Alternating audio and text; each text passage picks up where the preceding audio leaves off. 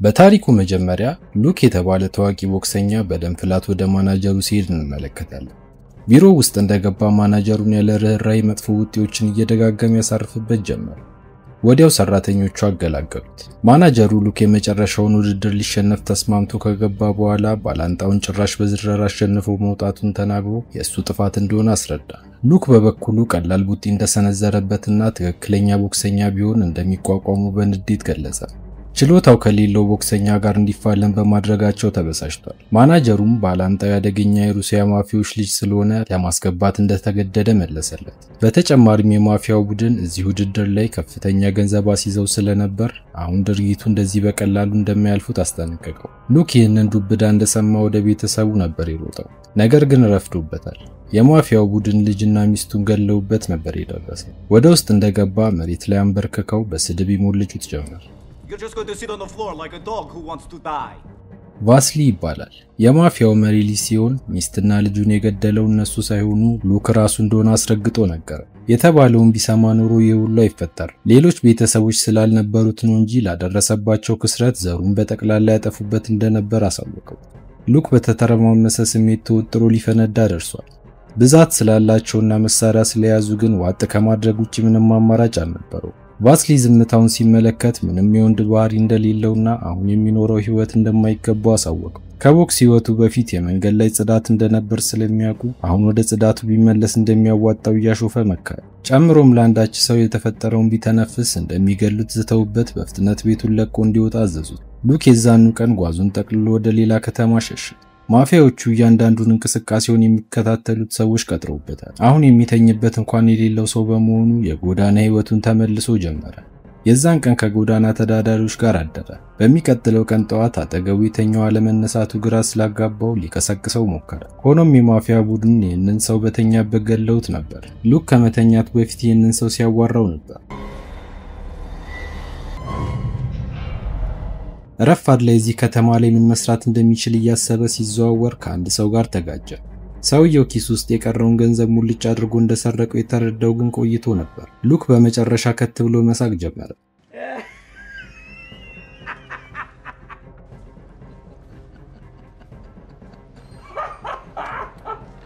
የነገሮች መደራረብ ሊሰብረው ትንሽ የቀረ ይመስላል።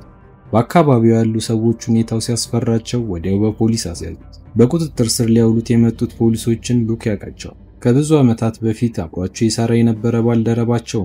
ሆኖም እነዚህ ፖሊሶች የሚሰሩትን ሙስና ስላጋለጠባቸው ተመሰካክረው ወዲያው እንዲባረር አደረጉት። አሁን እጃቸው ሲገባ ሰው ወደማይገኝበት ቦታ ላይ ወስደውት እስኪወጣላቸው ደበደቡት። የሩሲያው ማፊያ ያደረሱበትን በሙሉ ያውቃሉ። እንደሱ አይነት አቃጣሪም እንደሚገባውና የእጁን እንዳገኘ እየነገሩት ደበደቡ። ሚስቱ መጀመሪያ ምን አስባ እሱን እንዳገባች እየጠየቁትም ተሳለቁበት። ሌላኛው ደግሞ ይህንን የውሻ ህይወት ከመኖር ቢሞት ይሻለው እንደነበር ገለጸለት። ቀጥሎም ሊተባበሩት ፍቃደኛ እንደሆነ በመንገር ራሱን እንዲጨርስ ሽጉጥም ሰጠ። ሉክ ግን ድብደባውን ሁሉ ተቀብሎ ዝም ብሎ ወደ ባቡር ጣቢያው ሄደ። ቤተሰቡን እንኳን መጠበቅ ባለመቻሉ ተጸጽቶ የምርም ራሱን ወደ ሀዲዱ ለመወርወር አሰበ። ወደ ሀዲዱ ተጠግቶ የባቡሩን መምጫ ሲጠባበቅ ከርቀት አንዲት ፊቷ በፍርሃት የተሞላ ሕፃን ተመለከተ። ልጅቷን እንዳያት ከመሞቱ በፊት ሊረዳት በመወሰን በጥንቃቄ ተከተላት። ብዙም ሳይቆዩ የሩሲያ ማፊያዎች ወደ ልጅቱ ቀረቡ። የአንዱን ፊት ያስታውሰዋል። ሚስቱን ሊገሉ ከመጡት አንዱ መሆኑን እንዳስተዋለ ተከትሏቸው ሊገባ ሮጠ። ሆኖም በሩ ቀድሞ ተዘጋበት። እሱም በፍጥነት ሮጦ ላዩ ላይ በመውጣት ወደ ውስጥ ለመግባት ያቅሙን ሁሉ ታገለ። በዚህ ሰዓት ልጅቷ ከማፊያዎቹ ለማምለጥ እየሞከረች የባቡሩን መጨረሻ ላይ ደረሰች። አጠገቧ ሊደርሱ ሲሉ ግን ሉክ ወደ ውስጥ መግባት በመቻሉ ቀርቦ በየተራ ያጣድፋቸው ጀመረ።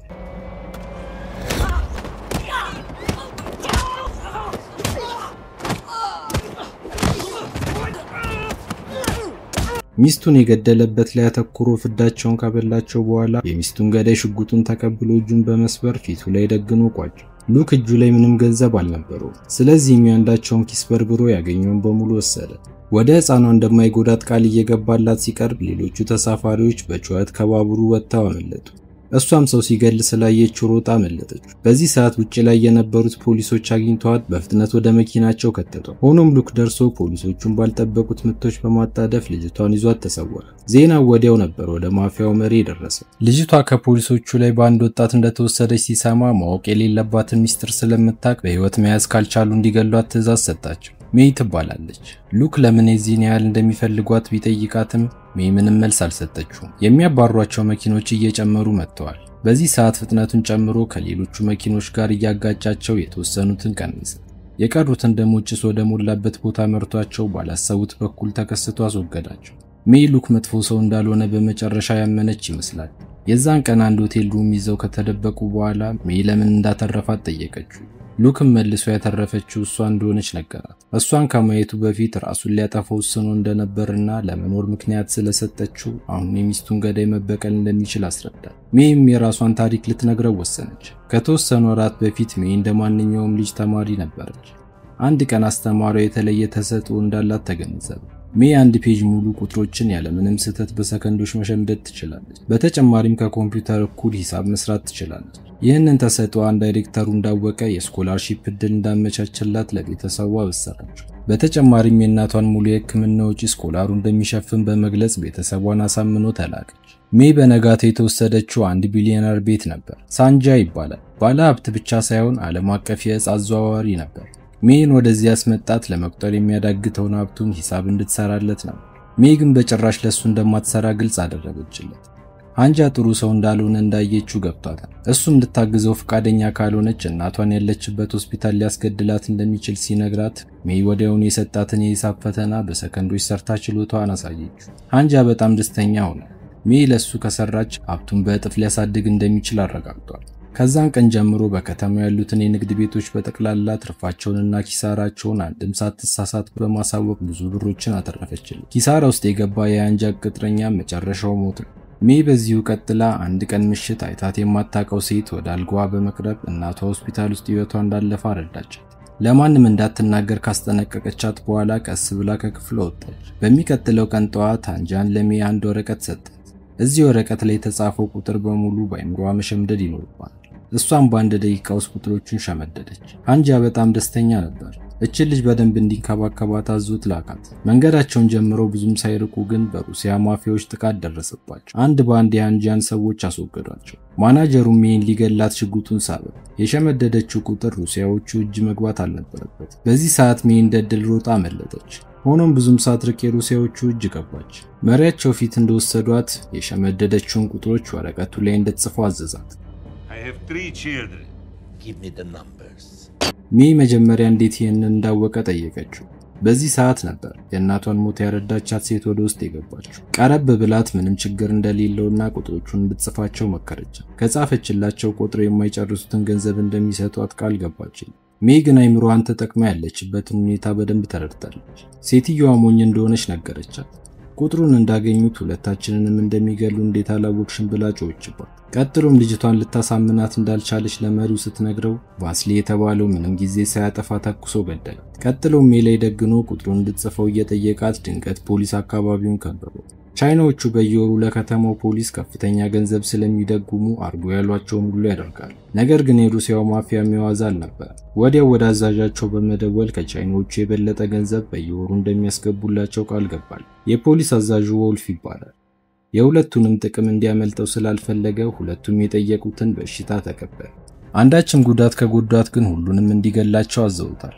እሱም ሜይን ለምን እንደዚህ አስፈላጊ እንደሆነች ግራ ገብቶታል። ሚስጥሩንም ለማወቅ ከሁለቱም እጅ የሚወስድበትን መንገድ እያሰበ ይገኛል። በዚህ ግርግር ነበር ሜይ ከፎቁ በመስኮት ተንጠልጥላ በማምለጥ ወደ ባቡር ጣቢያው ያመራችው። ከዛም ሉክን አገኘችው። ይህንን ታሪክ ከነገረችው በኋላ መጀመሪያ ላይ ልትነግረው ያልፈለገችው እንደ ሌሎቹ ይጠቀምብኛል ብላ ስለፈራች መሆኑን አስረዳችው። አንጃ ለምን ያንን ሁሉ ቁጥር እንዳሸመደዳት አልገባትም። ቁጥሮቹ ትልቅ ሚስጥር የያዙ ይመስላሉ። ይህንን የገመተችው ደግሞ በየሆነ ልዩነቱ 3 እና 7 እየተደጋገሙ እንደሚመጡ ስትረዳ ነው። ከእያንዳንዱ 5 ቁጥሮች በኋላ 7 ይኖራል።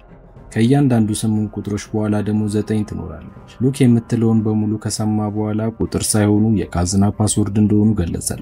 በተመሳሳይ ሰዓት አንጃ ያለውን የሰው ኃይል በጠቅላላ በከተማው በትኖ ሜያን እያስፈልጋት ነው።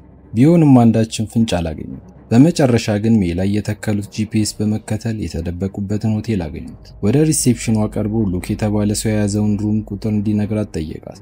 ነገር ግን የሆቴሉ ሕግ እንደማይፈቅድ ስትነግረው ሽጉጡን አቀባበለ።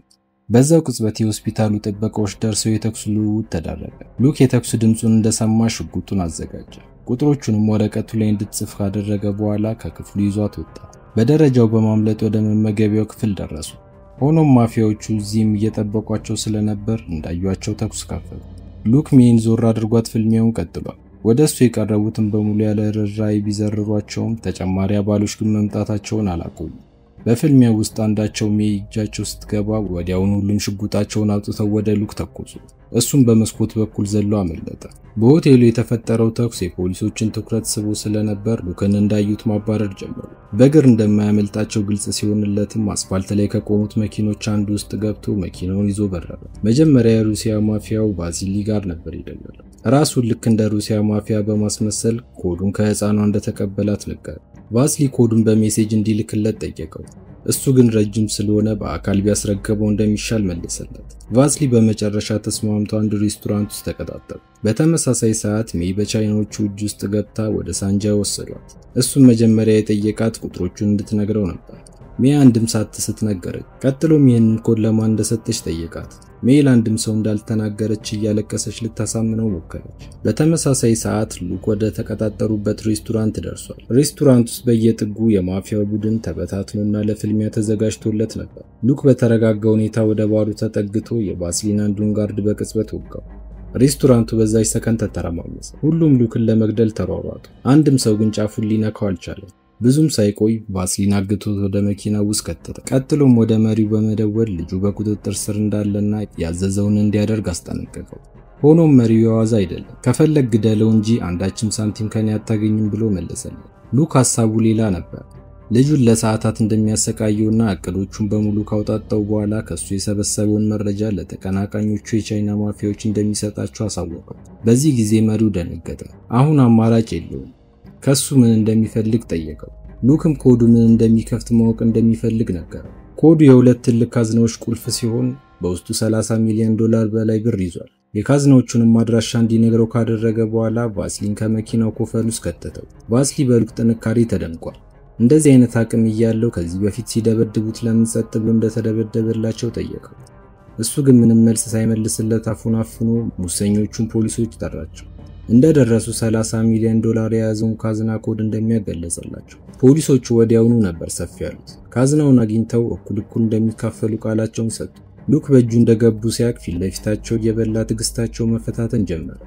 በልቶም ሲጨርስ ኮዱን ፊት ለፊታቸው በማቃጠል አሁን ቁጥሮቹ ጭንቅላት ውስጥ እንደሆኑና አንዳቸውም ሊገሉት እንደማይችሉ ገለጸላቸው። ፖሊሶቹ ቀደም ሲል ሉክ አባላቸው በነበረ ጊዜ አሳልፎ ስለሰጣቸው አላመኑት። ነገር ግን የብሩ ብዛት ሲሰሙ አጋጣሚውን ማለፍ ስላልፈለጉ ሙሉ ትጥቃቸውን ታጥቀው ካዝናው ይገኝበታል ተብሎ ወደ ታሰበው ቦታ ሄዱ። እንደገቡ ሽጉጥ ተኩሰው ህዝቡ ወደ ውጭ እንዲወጣ አደረጉ። በሰከንዶች ግን የሳንጃ ማፊያዎች ከያቅጣጫው በከባድ መሳሪያ አጣደፏቸው። ፖሊሶቹም ተኩሰው የሚስቱ ስላልነበሩ በአስገራሚ ቅልጥፍና የሳንጃውን ቡድን ወዲያው አስወገዷቸው። ፊት ለፊታቸው ያገኙትን የማፊያ አባል እየገደሉ ወደ ውስጥ ወረዱ።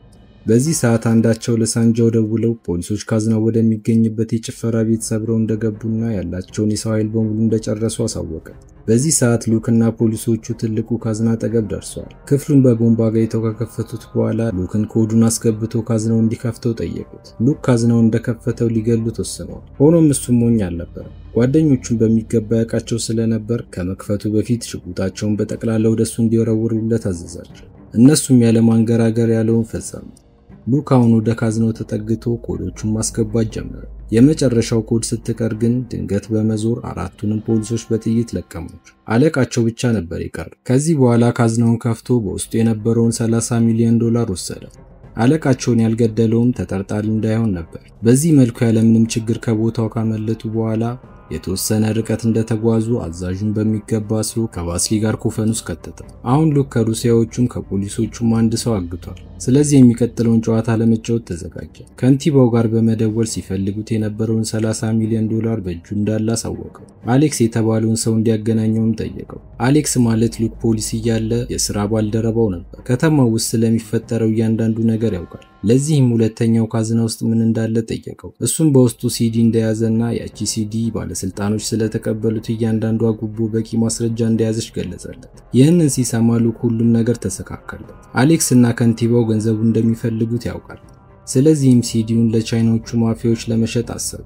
አሌክስ ሕፃኗን ከቻይናዎቹ እጅ በህይወት ካተረፋት ደግሞ $30 ሚሊዮን እንደሚሰጠው ቃል ገባለት። እሱም በጣም ደስተኛ ነበር። ምንም ጊዜ ሳያጠፋ ከቻይኖቹ ጋር ተቀጣጥሮ ሲዲውን ለመስጠት ወደ እነሱ ቀረበ። በምትኩ ሜይን ሊሰጡት ነበሩላቸው። ሆኖም አሌክስ ድንገት አጠገቡ ያለውን አንገቱን ወቅቶት ባላሰቡት ፍጥነት ሁሉንም በየተራ ጸጥ አደረጋቸው። ሜይን ያላንዳች ጉዳት ከቦታው አሽሽቶ ከሉክ ጋር ወደ ተቀጣጠሩበት ቦታ መንገድ ጀመረ።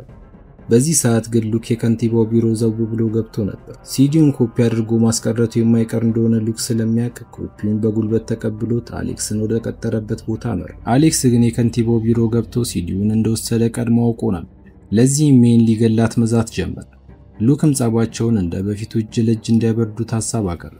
አሌክስ በደስታ ተስማምቶ ለጸብ እንደተዘጋጁ ሜይ ሳይታሰብ ሽጉጡን አንስታ የአሌክስን እግር መታች። ሉክም ተቀብሏት እዛው ጨረሰ። ሉክ የከተማውን ሙሰኛ ባለስልጣኖች በእጁ እንዳስገባ አረጋግጧል። አሁን የቀረው ማፊያዎቹ ሲሆኑ ለፖሊስ አዛዡ $50,000 ከሰጠው በኋላ ቫስሊን ወስዶ እንዲያስረክበው አደረገ። 30 ሚሊዮኑን ደግሞ ለሳንጆ የዛኑ ቀን መለሰለት። ምክንያቱም ገንዘቡን እስካላገኘ ድረስ ሕፃኗን እንደማይተዋት ስለሚያውቅ ነው። ሜይ የገንዘቡ ቦርሳ ውስጥ ለሳንጆ ደብዳቤ እንዳስቀመጠችለት ግን አላወቀ። ሳንጆ ሻንጣውን እንዳገኘው ደብዳቤውን ከፍቶ ተመለከተ። ደብዳቤው ላይ እያንዳንዱን የባንክ አካውንቱን በቃሏ እንደያዘች በማስታወስ ሉክ ላይ አንዳችም ጉዳት ቢደርስበት መናጢዳ አድርጋ እንደምታስቀረው ዝታበታለች። በመጨረሻ ሜይን ከዚህ ከተማ ሊያሸሻት መኪና ውስጥ ሆኖ ፊልሙ ይጠናቀቃል። እስከ መጨረሻው ስለተከታተላችሁኝ አመሰግናለሁ። ምንም አይነት ሐሳብና አስተያየት ካሉት ኮሜንት ላይ ለማስቀመጥ ወደ ኋላ ይበሉ። ቪዲዮውን ላይክ እና ሰብስክራይብ በማድረግ ያበረታቱን። አመሰግናለሁ።